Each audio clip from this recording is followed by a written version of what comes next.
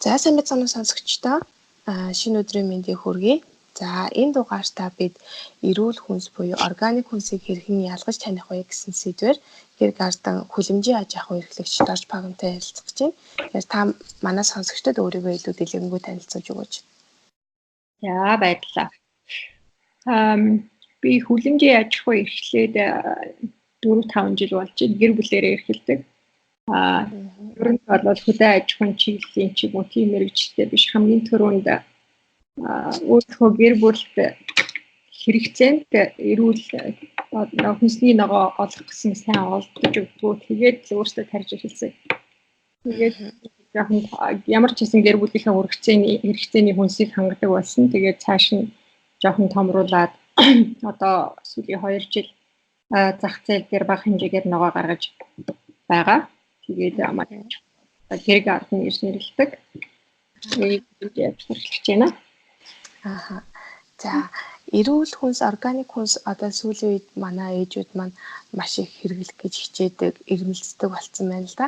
Тэгэхээр зах зээл дээр бол янз бүрийн хүнсний ногоо байгаа. Тэр дундаас эрүүл органик хүнсийг таних одоо гол шинж тэмдгүүд ч гэдэг юм уу. Тэдрээс та бас бидэнтэй хуваалцаач. Тий, шууд зах дээр очиод ч юм уу дэлгүүрт очиод за эн чинь эрүүл юм аа, эсвэл органик юм аа, энэ нь байгалийн юм аа гэж таньж авахд хэцүү л дээ. Яа тэгэхээр эрүүл органик гэдэг үг маань болохоор өөрөө маркетингийн нэлээд үнцэнтэй. Одоо хүмүүс хайгаад байна. Ийм учраас хүн болгонд тэр үгийг хэрэглэдэг. Болохоор яг тэр сав баглаа шушгонд итгэхэд одоо бас тийм хэвээр ягаад гэвэл бүгд л органик гэж биччихдэг, бүгд байгалийн гаралтай эсвэл Монгол дургуул гэдэг. Тэгэхээр тэр нь баталгаа нь хаана вэ гэх байна вэ гэхээр их төвөгтэй. Хэн баталгаа байгаа, яаж байгаа юм, үний юм уу, худлаа юм уу гэдгийг ялгахад хэцүү. Тэр дунд үнэхээр сайн хүнсч байгаадах, тэгээд бас хуурамчаар шашгуулсан хүнсч байжлаа. Тэгээд энэ бүхнийг чинь цэгцлэхэд бас Монгол Улсын засгийн газар хүчин чармайлт тавьж байгаа юм байна л да. Тэгээд органик хүнсний хууль гээд хууль 16 онд батлаад 17 оноос мөрдөж эхлээд одоо ерөнхийдөө маш шинэ хууль. Тэгээд тэрний дагалдах журам минутыг гарсаар 18 оны эхний удирдлагын зэн байдлаар баталгаажуулсан юм байна. Дууга хуулаа. Тэгээд хуулиас өмнө бол чи одоо органик гэдэг үгийг ашиглаж болно болохгүй гэсэн тийм зүйл байхгүй. Яг хүмүүсийн дураар явдаг байсан. Одоо хуулийн дагуу органик гэдэг үгийг тэр нөгөө шашган дээр тавих юм бол заавал тэр нь баталгаажуулсан байх хэрэгтэй. Тэгээд органик хүнсний хуулиараа зааччаа. Тэгээд яаж баталгаажуулсан байх вэ гэхээр таны хүнсэн дээр органик гэдэг шашиг байх юм бол Монгол улсад хэрвээ үйлдвэрлэсэн хүнс байх юм бол тэр шашганы чинь доор 13 оронтой код байгаа. Код байх ёстой. Тэгээд тэр шашиг маань болохоор бас зөвхөн хүнсүүд аж ахуйн яамнаас өгдөг 2 төрлийн шашиг байна. Тэрнийг бодоод одоо хүнсүүд аж ахуйн яамнаас хөтэлдэг organic.gov.ml гэсэн вебсайтаас бүрэн мэдээлэл авч болно. Ерөөс органик хүнсүүд бүх мэдээлэл тэнд байхаар одоо төлөвлөлт хийж байгаа юм байлээ. Тэгээд за ямар ч байсан тэр шошгоо харлаа. Тэр яамнаас өгж байгаа шошгоо мөн үү биш үү? Доор нь 13 оронтой код байна уугүй юу? За ийм юм байхгүй тэр баталгаажаагүй гэсэн үг. Үнэн худал нь мэдэгдэхгүй байгаа гэсэн үг байна. Тэгээд тэр 13 оронтой кодын яадаг вэ гэхээр нэг органик хүнс баталгаажлаа гэхэд тэр хүнс тутамд нь нэр төрөл тутамд нь дахин давтчихгүй код авч байгаа гэсэн. Тэгээд кодыг аваад тэр organic.gov.ml сайт руу ороод тэр кодоо шивдэг нэг талбар байж байгаа. Тэр нь оруулаад харахаар тухайн бүтээгдэхүүний үйлдвэрлэгч нь хэн яаж баталгаажсан юм те эдийн хэмжээнийг үйлдвэрлэж байгаа ямар гарал үүсэлтэй гэж бүх мэдээлэл чинь тэнд байж байгаа. Өстой. За нэг ийм хуультай болсон. Хууль яаж хэрэгжиж байна вэ гэхээр за баталгаажуулдаг байгууллага нь бас байгуулагдаагүй байлаа. Энд чинь дөнгөж саяхан бий болж байгаа болохоор хүнсэн дээр шүү зөвхөн хүнсний бүтээгдэхүүн тухай ярьж байгаа. Тэгээд 2008 оны эхний удирдлагт дөнгөж хуулийн асуудлуудаа цэгцэлж дууссан болохоор тэрнийг баталгаажуулдаг байгууллагууд нь одоо нэг 3-4 байгуулагдчихад явж байна. Тэгээд хамгийн Монгол улсын хэмжээнд чинь хамгийн анхны органик хүнсний ногоо гэдэг баталгаажуулалтыг манай гэр гардн авсан байж байгаа 13 төрөл хүнсний ногоон дээр. Түүнээс манайхыг дараалаад бас баталгаажуулалтууд нэлээд олон газрууд хийлгэж байгаа. Тэгээд ихэнх шилжилтийн үеийн хүнс гэдэг дээр явж байгаа гэсэн.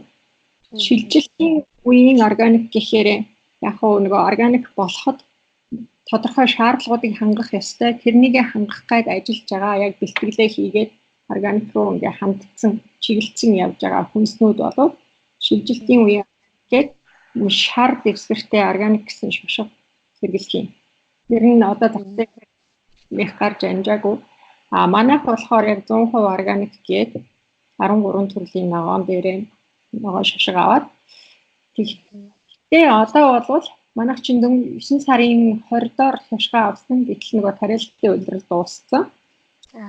Эрэг хавраас ногоо гарахаараа тэн дээр шошго тавина гэсэн. Тэгээд за шошгоны талаар бол ийм байна. Яг хүн болгоны ил санаа зовдөг асуудал яаж ингээд үнэн зөв үнэхээр одоо органик бүтээгдэхүүн авах вэ гэж би ч гэсэн санаа зовдөг байсан. Тэгээд нэг талаар энэ асуудлыг шийдэх гэж байгаа нэг талын оролдлого бол шошгоор зөвцүүлэх гэж байгаа оролдлого да. Тэр нь бол яг гэхээр засгийн газар болгоно тийм юм хийдэг, улс болгоно тийм юм хийдэг. Гэхдээ энэ асуудлыг бүрэн шийдэх үгүйтэй яг шошготой одоо аль бие сод баталгаажсан бол үнэхээр одоо органик маа гэж болно. Гэхдээ нөгөө талдаа одоохондоо манайд тийм их гадуур явхад тэр юм аль бие усны органик шошготой хүнс гарч амжаагүй байна шүү дээ. Эрэх хавраас тэгэхээр анхны органик шошготой манайх гарна гэсэн. Тэгээ тэрний хойноос түүчээлээд гарах байх л та. Зөвхөн шошгоор хөөцөлдөхөөс гадна бүр тэрнээс илүү сайн арга юу байх вэ гэж хий бодлоо. Хэрэглэгчид өөрсдөө их ухаантай тэгээд санаачлагтай байх хэрэгтэй. Хэрэглэгч чинь ер нь явж өөрсдөө үйлдвэрлэгчийг хөдөлдөг хүмүүс шүү дээ. Хэрэглэгч юу хүсэж байна тэрнийг л дагаад үйлдвэрлээд явдаг зарчимтай. Хэрэглэгч маань тийм мэдлэггүй, мэдээлэлгүй одоо юу байдгийг те амархан хуурддаг ингээд энэ л ийм сайхан маркетинг, сайн маркетинд ингээ хуурдчихдаг ийм байх юм бол тэгэл тэрэндээ хөдөлгөөл явна гэсэн.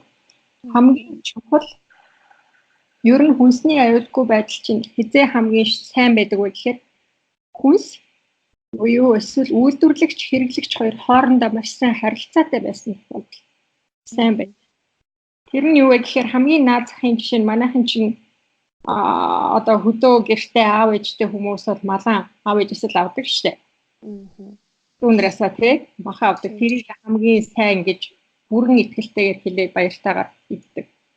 Тэр нь одоо тэр бол яаж ийм вэ гэхээр яг хүнсийг үйлдвэрлэж байгаа хүн итгэлтэй тэгээд тэрийг яаж үйлдвэрлэхийг би өөрөө мэдж байгаа тэрэндээ итгэлтэй байгаа учраас манай аав гэрээс ирсэн мал тий энэ бол одоо сонгоос ирсэн амт гэж янзын бүрэлдэхүүн ямар ч юу хэрэглээгүй гэдэг ингээд хэрэглэдэг. Яг ийм харилцааг л үйлдвэрлэгч нартайгаа бий болгочих юм бол хамаг асуудал шийдэгдэх. Хүнс хизээ аюулд ордог, асуудал дагуулдаг, итгэлгүй болдог, муу мухай одоо юу гэдэг хортой бодис янз бүрийн холилддог вэ гэхээр үйлдвэрлэгч хэрэглэгч хоёрын зайн холдоод алсын зайнаас тээвэрлээд эсвэл дундуур нь маркет руу ороод маркетинг хийж үнийг нэмж зараад эсвэл их хэмжээгээр үйлдвэрлээд бүр ингээ холын экспортын бид нар гаргасан ийм тохиолдолд хүнсний чанар дандаа алдагдчихийдэг.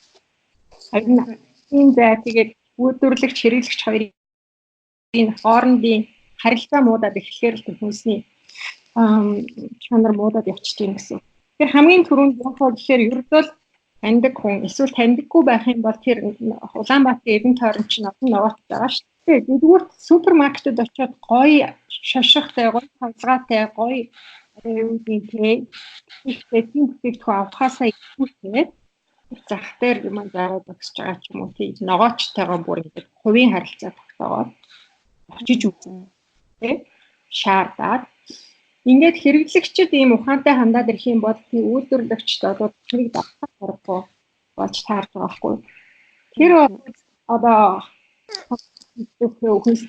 өөрийнхөө хүнсэнд одоо юу тавьж байгаа. Тэгэхээр хоёрдугаар тэгээд хэрэглэгчд үйлдвэрлэгч хоёр ч хоорондоо ойрхон болохоор хэрэглэгчдийн төлөх зардал бас багасаад ирдэг.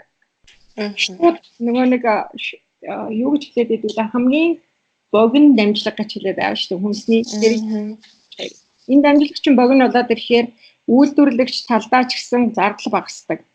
Үйлдвэрлэгч богино дамжлагаар шууд ингээд ногоогоо хураагаад одоо нөгөө задгаа ногоон дээр маань шошго маань яаж наагдах вэ? Тэр дээр бас та тодорхой мэдээлэл өгөөч. Тэгэхээр наад шошго чинь тийм төгс шийдэл биш гэдэг нь үнэн байхгүй юу? Ядсан шийдэл баг. Шошго наахын тулд яах вэ гэхээр үйлдвэрлэгчид эхлээд юугаа савлах хэрэгтэй болно. Тийм байна тий. Тавих хэрэгтэй болно тий. Тэгээд сүлгүүрээр дамжингууд зардал явчихдаг. Тэгэнгүүт нөгөө нэг хог хаягдал гялгар уус заавал хийх хэрэгтэй болно. Дээр нь ингээд их мэдчихдэг. Нөгөө талдаа хэрэглэгч талдаа ч гэсэн төлж байгаа үн чинь нэмэгдээд явчихна гэсэн. Ер нь бол нэг богино дамжлага дээр чинь нэг ингээд дамжлага нэмэгдээд ороод тэрний хэлэн тэрээр хоёр талдаа хоёуланд нэгэнд нь зардал өсөж идэг, хэрэглэгч талдаа үн өсөж идэг. Ингээд байдаг. Зүгээр яг миний тэр хоёр үйлдвэрлэгч хэрэглэгч хоёр маш ойрхон байж чадах юм бол үйлдвэрлэгч ногоогоо хураалаа. Заавал тэгээд их савлаад хилтэй ингээд баахан ажил болоод шошго наагаад тэгээд дүүр хүргэж өгөөл дүүрээс хүмүүс аваад ингээд ингэсээр л хамгийн наад захтай 60-70% нэмэгдэл үүсдэг байхгүй юу? Одоо нэг уу жишээ нь ногоон дээр гэхэд үнэн чинь өндөр болчдөг. Гэхдээ яг одоо зүгээр огч шошгогүй эсвэл авчихсан. Бидний одоо хамгийн их санаа зовдөг юм чи хятад ногоо л байгаад байгаа шүү тий. Тэгэхээр хятад ногоо үнэхээр тийм пестицид ихтэй одоо хортой байц ихээр агуулад байна уу? За Монгол ногоо гэд бид нар яагаад гэдэг Монгол ногоо маань үнэхээр яг хятад ногооноос илүү сайн байж чадж байгаа юу? Та энэ тал дээр бас биднэрт мэдээлэл өгөөч. Би болохоор юу гэж боддог вэ гэхээр нэгдүгээр хятадд очиж үзээгүй. Хаана яаж тарьдгийг мэдгүй. Хоёрдугаар хүмүүс оруулж ирэхдээ яг ямар нөхцөлд хадгалаад хэд хоноод яаж ингэж орж ирдгийг мэдэхгүй. Тэгээ үнэхээр сайн байдлаар ургуулдаг ч юм уу, үгүй ч юм уу одоо гэхдээ логикоор бодоод үзэх юм бол үдэж хараагүй ч гэсэн жоохон тодорхой юмнууд байна л да. Ногоо амархан мууддаг шин бүтэхгүй шүү дээ. Шин бүтээгдэхүүн одоо манай хүлэмжийн жишээ нь ургуулад бууцааны навч гэхэд ургуулаад түүлээ. За нэг 3 хоног хамгийн дээдлээ 7 хоногийн дараанаас бол ер нь муухан болчдөг.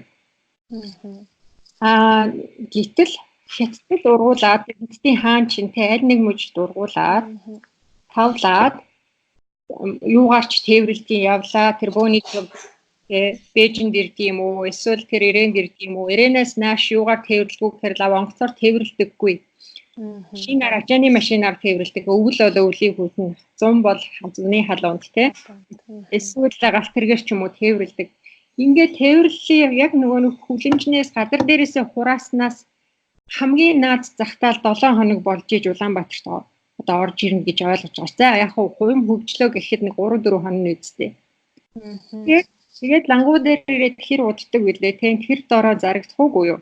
Гэх мэт чинь тэгэнгүүт ингээд бодох юм бол эдгээр дээр байгаа амьд байгаад байна, ногоонороо байгаад байна гэж чинь айгүй асуудалтай гэсэн. Зүгээр би өөрөө ногоо тариалдаг хүн мэддэг болохоор ер нь бол энэ навчт ногоонууд шин ногоонууд бол дороо шарпаад муудаад явчихсан шүү дээ. Энэ чинь амьд хүнстэй.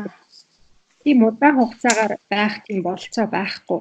Тэгэхээр яг удаан хугацаагаар ногоон өнгөтэй ингээд байлгаад байдгийн бас чидтэй юм шиг байна. Нэгдүгээр хэрэглэдгийг би мэдгүй байна. Хоёрдугаар болохоор ногоонороо байлаа гэхэд тэр дотор байгаа шимт хижээлийн бодис нэтэрээ бодуугаасаа байхгүй. Зүгээр харахад хүнс боловч нэг хоос хүнс гэдэг нэг юм empty food гэдэг тэр нь тийм хүнд хэрэгтэй юм баг байхгүй болчдөг. Энэ бол хэмжээгээ судалгаа лабораторийн юу хийсэн тийм мэдээлэл аваагүй ч гэсэн зүгээр логикоор бодоод үзэхэд тэнд ерөөсөө нэг тийм хэрэгтэй юм үнэхээр ховор. Гэж боцоо. Яг удаан хадгалагддаг хүнснүүд бас байна л да. Пампкин ч юм уу тий хулуу өдрөө хальстай нэг сар маруул дэжгүй тисчдэг. За тэдний өөр байж магадгүй. Гэхдээ бас нөгөө нэг индикатор нь бол үн шээ. Яаж орж ирж байна уу тий? Дээр нь чинь хилээр орж ирэхдээ зөндөө олон юм болж орж ирдэг үстэй мэрэгжлийн хяналтын одоо шалгалтаар орд юм уу мө дээр нь тэгээд зардлын хувь тээврийн зардал татвар одоо юу байдгийг тий маш олон гар дамжиж байгаа учраас тэр дамжуулж байгаа хүн болгон өөртөө хувь авж байгаа шүү дээ тэр ногоо үн худалдаж авж байгаа тэр үннээс чинь зөндөө олон хүмүүс хувь авчаад тэгээд орж ирсэн байхад тэгэхэд тийм хямдхан байна гэдэг чинь ер нь бол бас бодоход хэцүү л дээ юм өөртөө хүнс бол ялангуяа хүнс бол хямдхан байхад хэцүү шттэ чанартай сайн юм бол ажиллагаа шаарддаг дотор нь орцсон сайн байх хэрэгтэй гэдэг ингээ явцдаг тэгэхээр тэр хоосон юмнууд л хүн одоо хямдхан байх болцоотой шттэ ийм хоёр индикатороор бол би хятад хүнсийг сайн хэлж чадахгүй дээр нь тэгээд угаасаа ч би хэрэглэх дурггүй нөгөө хэрэглэхгүй гэж үзсэн учраас ийм бизнес хийж эхэлсэн гэдэг. Монголын хувьд бол Монгол ноолчдын хувьд бол яаж ч байсан дээр хятадаас яаж ч байсан дээр яагаад гэвэл нэгдүгээр тэр урт дамжлагыг дамжихгүй байгаа юм. Богино дамжлагыг чинь өөрөө нэмэх оноо. Холын замд муудуулахгүй тулд элдэв нөөцлөгч хийгээгүй гэсэн. Тэр нэг шипризээр юм хийгээл идэв шүү дээ. Хэвээ тэр чинь бас үнний ортой байхгүй юу. Тэгэж янз бүрийн бол чинь ингэж шинээрээ байх болцоо байхгүй. Монголд бол тэгэх ойрын дамжлага нь ойрхон учраас тэр шаардлага нь бага нэгдүгээр. Хоёрдугаар Монгол орны хөрс чинь харьцангуй бас нөгөө шинэхэн хөрс учраас дээр шиг хүнд үйлдвэр их хөгжөөгүй. 2015-16 оны үед нэг арсан шүүгэн тарьсан нэг артикл гараад ирчихээ. Хятадын хөрс биш дээ 80% нь ердөө ус хөрс нь тийм тэр орцсон гэдэг. Тэр нь яг хүнд үйлдвэрүүдтэй тэрний хор бол ерөөсөө хөрсөнд нь байж байгаа. Тэгэхээр хятадын одоо хамгийн сайхан сэтгэлтэй ногоочин ч гэсэн органикаар тарья гэдэг ингээд өөрөө нэмж хор хийхгүй байлаа гэхэд үндсэн өвөгдөл нь тийм газар ус нь бол аль хэзээ хордцоо. Манай бас одоо манай ногооч өөртөө хордуулдаг л да. Асуугүй арай гэж үзэх юм. Тийм учраас ямар ч тохиолдолд бол хэрвээ Монгол ургуулсан гэж үнэн л хэлж байгаа бол одоо Монголын сонгосон дээр тий. Өвөл ер нь ногоо хідэн төрлийн ногоо гаргадаг бай. Хэр бас нөгөө хүртээмжтэйгээр гэх юм уу? Манай чадж байгаа бай. Нэг давхар тарил бараг зогсож байгаа. Нэг жижиг бизнес яг одоо 12 сар 1 сар навч ногоонууд гарна. Тэр нь бага хэмжээгээр гараад ийм артаар очих. Манай аж ахуй тийм учраас ер нь бол маш бага хүртээмж багтай. Дундаа бол гайгүй. Манай аж ахуй нэг онцлог нь болохоор жижиг байхыг хүсдэг. Цаашаа томруулах. Органик дээр нэг хууль байдаг нь одоо бичигдсэн хууль биш, бичигдээгүй хууль. Тэр нь юу вэ? Ерөөсөн аж ахуй томорхоор органик утга чанараа алдчихдаг. Органик гэдэг чинь юу вэ гэхээр ерөнхийдөө яг хүнсийг байгаль дээр байгаа яг байгаль дээр ургамал яаж бий болдгоо барыг тэр аргаар л ургуулж байгаа гэсэн үг шүү дээ. Тэр нь юу байгалийн жамаар нь ургуулж байгаа гэсэн. Энэ юу вэ? Нэгдүгээр хорхоо шавж ирээд ногоог нэгдчихэж хорхоо. Ингээд ногооныхоо дээгүүр тор татна. Тэгээд нэг 20-30% тэр хорхоонд нь өг нь хувааж идэх гэсэн үг. Иргэн тойрон. Тэгээд дээр нь зарим нь гараараа бараг түүш тулаа гэсэн. Тэгэнгүүт байгалийн энэ жамаараа ургахаар тэр чинь юу н үр өгөөж нь багуулаа явчихна. Хоёрдугаар их томроод ирэхээр хүний хүчин чадлаас гараа явчихдаг. Гэдэг чи яг байгалийн тийм жамын аж ахуй учраас их том болоод ирэхээр хүн гараараа ажиллах боломжгүй чадахгүй болоод явчихаар ерөөс органик биш болчихдог гэсэн. Том аж ахуйнууд тийм болохоор органик биш байдаг. их том хэмжээний аж ахуйн органик байх болцоочгүй. Аа. Том болоод ирэхээр чинь бараг л нөгөө онгоцоор л хор цацдээ штэ. Аа. Тийм учраас жиг гэр бүлийн аж ахуйнууд чинь нөгөө органик аж ахуйнуудын жинхэнэ төлөөлөл болж явдаг. Тийм учраас манайх бол тийм жижиг аж ахуй. Нэг 200 адил тэмдэг чинь хөдөлтэй штэ. Тэгээд нэг талаараа тийм гэхдээ бол монголчуудын хувьд бол бас энэ жижиг аж ахуйн их тохиромжтой зөндөө олон тийм жижиг хөлөнгийн аж ахуй Улаанбаатар тойроод дүүрэн байна. Их том эзний нарийн даваа том аж ахуй байхгүй шүү дээ. Одоогоор дандаа жижиг аж ахуйнууд байж байгаа. Үр тариаг л их том хэдэн зуун гагаар нь тавьдаг. Тэр бол өөр асуудал. Нөгөө Улаанбуудад тариалдаг. Хүнсний ногоонд жижиг аж ахуйнууд байдаг. Жижиг аж ахуйнууд маань яг аргаан сайн болохгүйгээр бас хор өдр хэрэглээд явдаг тохиолдлууд байдаг юм байлээ. Тийм байлээ. Тэгээд хоргүй ингээд органик байна гэхээр зарим хүн бол ялангуяа цэлэнгийн өдр бол их гайхдаг нөө юу тийм хараад нэлээ хэдэн болсон. Тэгээд эхнээсээ ингээ хор хэрэглээс сурцсан хүмүүс. Гэхдээ бас одоо сургалтууд явдаг. Үүнд ялангуяа хөдөө аж ахуйн яамны органикийн хилцсэн би нүбийн хүнсний аж ахуйн байгууллагын төсөл байдгийг тэр өдөр манайхаа сургалтанд нэлээд суудаг. Тэгээ би өөрөө бас сургалт зарим хүмүүс байгалийн аргаар органикаар аж ахуй үүдэг. Ингээд олон жижигхэн аж ахуйнууд органик үйлдвэрлэлээр шилжээд Улаанбаатарын хүм ам хэсэг нь органик хүнсний ногоо идчих болцоотой да. За органик хүнсийг ер нь бол шашхоор хоёрдугаарт бол үйлдвэрлэгчтэй илүү нарийн ойрхон харилцаатай байхаараа л ялгаж таньж болох нь гэж ойлгох байна. Тэ тэрнээс бол одоо ингээ гаднаас нь хараад ч юм уу үнэртэд бол ялгах боломжгүй тэ. Шүү дээ. Тэр чинь харин ч органик нь жоохон царай муутай байдаг шүү дээ. Тий. Манайх эдгээр бол нэг тийм хорхоо морхоо ингээд эцэн цаарцсан навч тэгээ эдгээр байд. Тэгээд тэр болвол тэгээд том жижиг гоё гялгар өнгөтэй биш ингээ харахад царай муутай жижигхэн эдгээр нэг тиймэрхүү юмуд байдаг. Шинж тэмдэг болж болох боловч бас тийм яг тийм нэг ингээд юм бол бас худлаа. Тэгэхээр жоохон одоо бас сая хэлсэн нөгөө өттэй гээд брокколи гэхэд айгүй хөттэй байдаг гэж бас ер нь жоохон амуутаагаад байдаг ч тийм. Тэгэхээр өттэй байна гэдэг нь өөрөө органикийн илэрхийлэл болж гин гэж бас ойлгож болох уу? Органикийн илэрхийлэл болж гин гэж ойлгоход хэцүү. Яагаад гэвэл за нэг удаа хор цацсан байлаа. Дахиад нэг хэсэг хугацаанд цацахгүй байж л өт орсон ч юм уу. Эсвэл тэр цацдаг хорн тэр өтөнд үйлчлээгүй ч юм уу. Тийм тохиолдол байж болно. Байнгын хор цацдаг цэвэрхнээс ер нь бол дээр гэсэн. Ямар ч гэсэн үттэй байна гэдэг маань яаж чийсэн гэсэн тэр үт үгүйгүй байна гэдэг чинь тэр үтийг алчих хэмжээний хор тэнд байхгүй юу шүү дээ. Үзүүлэлт ч дээ. Магадгүй байж магадгүй. Гэхдээ тэр үт амьд гэдэг чинь ямар ч гэсэн нэг амьд амтэн тэнд амьд цацтай байна гэж ойлгох хэрэгтэй. Тэр утгаараа утгүйгээс ер нь бол дээр. Гэхдээ органик буюу юу гэдгийг бол хэлэхэд бас хэцүү л дээ. Ногоон дээр ингээд хорхоо шавж явж хахад нэг айж цочрох ерөөсөө хэрэг байхгүй байгаа хүмүүс жижиглээд харахад ойлгохгүй л дээ тэд нар ч муухай.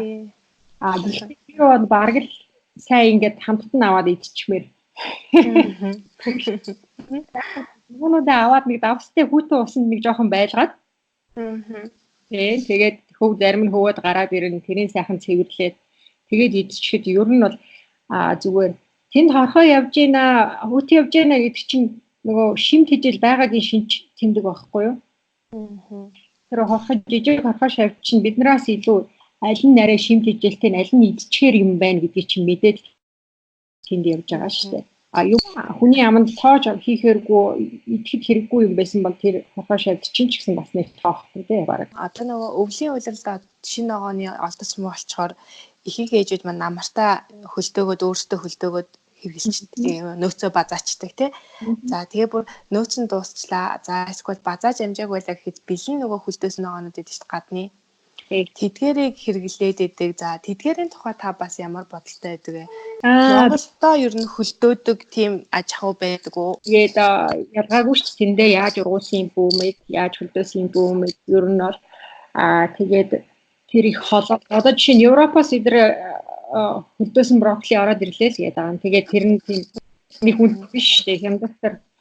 Тэгээд тэгэхээр тэр дотор юу байгаа вэ гэдгийг бас мэдэхгүй. Тэр нэг түрүүнд хэлсэн чинь логикоор дүгнээд үзэх юм бол яаж ч яасан гэсэн хамгийн гол нь өөртөө ойрхон бий болсон нөгөө нэг газартай хувь те богино дамжлагаар ойрхон бий болж ирснийг сонгосон зүгээр. Манай ээжүүд айгүй сүүлийн үед мундаг болсон байлээ л дээ. Чиний хэлснээр ингээд намар чинь ногоо маш хямдхан үнээр ногоогоо зардаг. Тэр үед нь ингээд сайхан цэвэрлээд хөлдөөгөөд авчих нь бол хамгийн зөв шийдэл яагаад та. Тэгээд дээр нь чинь нэг Монгол аж ахуйгаа дэмжиж байна. Хоёрдугаар өөрийн газар зүйн хувьд өөрөөсөө хамгийн ойрхон зайд байгаа хүмүүс гэдэг чинь хамгийн шилжсэн гэж бодох хэрэгтэй. Тэгэхээр тэрнийг чинь те тэгээд дараа цэвэрлээд хөлдөөгөөд авчна гэдэг чинь яаж хөлдөөсөн ийсэн одоо жишээ нь тийм идэхгүй идэр ашиглаагүйгээр хөлдөөцсөн энийг өөрөө мэдчихэж байгаа. Тийм учраас эзэгтэй нар одоо гэрийн эзэдүү зарим эрэгтэйчүүд ч гэсэн мундаг байдаг. Хэрэглэгчд маань өөрсдөө яг аль болохоор өөрсдөө тэр үйлдвэрлэж байгаа процесстэй нь ойрхон аль болохоор ингээд өөрийнхөө гар сэтгэлийг тэндээ оролцуулаад энэ хүнс бий болж байгаа процесс өөртөө оролцоод явах юм бол энэ асуудлуудыг нэг нэгээр ингээд гаргаж хаяад арчаад явна гэсэн үг шүү дээ. Тэгээ хамгийн хэрвээ тэр дамжлагч багасаар яад магадгүй өөрөө хүнсээ үйлдвэрлэх юм бол тэр бүх асуудлууд байхгүй болно шүү дээ. Юу нөө ханаа ирсэн тэ хоосон. Тэгэхээр хүнсэндээ ойрхон бай үйлдвэрлэгч нартайгаа ил тод харилц тэгээд дээр нь тэднэртэй шаардлага тавь те тэгээд дээр нь тэдрийг дэмж энэ Монголд үйлдвэрлэж байгаа хүмүүсээ дэмжихгүй болоод тэд нар чинь хэдэн жил зүтгэж байгаа за ингээл гарна штэ. Тэгээд тэрийг үйлдвэрлэгч хоёулаа хоёр талаасаа оролцож байж энэ хүнс гэдэг юм чинь эрүүл байх болцоо те. Хэрэглэгч зүгээр л нэг энэ үйлдвэрлэгч авчраад өгөх ёстой, сайн хийж өгөх ёстой гэдэг ингээд суугаад бэлэм хараад ахаар яадаг вэ гэхээр үйлдвэрлэгч хэрэглэгч хоёрын дундуур олон юмнууд орж ирээд нөгөө ялангуяа маркетинг бол асар хүчтэй орж. Тэгээд зүгээр нөгөө бэлэм харж байгаа сууж байгаа хүн дээр чинь гоё цаастай, гоё амлалт, гоё шимшгнүүд ороод ирдэг. Гэхдээ чанар тэгээд тэн дундаас хэн хамгийн их хождгоо гэхээр дундын худалдаач, дундын маркетрууд тэр үнцийг хамгийн их одоо нэг өөртөө авдаг, үйлдвэрлэгч эндээс юу яадаг алддаг, хэрэглэгч ч алддаг. Тэгэхээр хамгийн л одоо зөв шийдэл бол хувийн харилцаа тогтоо тэр ногоочтой утас шүрмсөө солилц тэгээ асуулт сайн асуултууд асууж та яа энийг яаж ургуулдیں۔ Та химийн бодис хэрэглэх юм уу гүм үү? Нэг хоёр удаа хэлнэ. Гэхдээ ногооч чи ихэвчлэн ер нь бол сайхан сэтгэлтэй хүмүүс байдаг шүү дээ. Хүн сургуулж байгаа хүмүүс. Тэгээд би одоо ингээд танаас намар болохоор авъя. Ингээ яах вэ гэд ингээд өөртөө л идэвхтэй байж өөрийнхөө наманд хийж байгаа хоолыг одоо чанартай байлгах бол хүнд найдна гэсэн ойлголтууд. Хэдийгээр засгийн газар ингээд айгүй сайхан арга хэмжээ аваад шошго мошго ингээд хууль хийж байгаа ч гэсэн одоо баруунд Америкт эдэр очиод явж байхад бол айгүй том асуудалтай шүү дээ. Тэр чинь яг органик шоколад айгүй ихтгэлтэй юм шиг боловч яг ухаад үзэхээр хэн чинь дүүрэн хэдэн зуун мянган асуудлууд бэрхшээлүүд байж идэг. Тийм учраас хэрэглэгчл өөрсдөө тэр сүлжээнд айгүй сайн оролцох нь хамгийн зөв шийдвэр. Тэ. За танд маш их баярлалаа. Миний урилгыг хүлээж авч ярилцсан. За баярлалаа.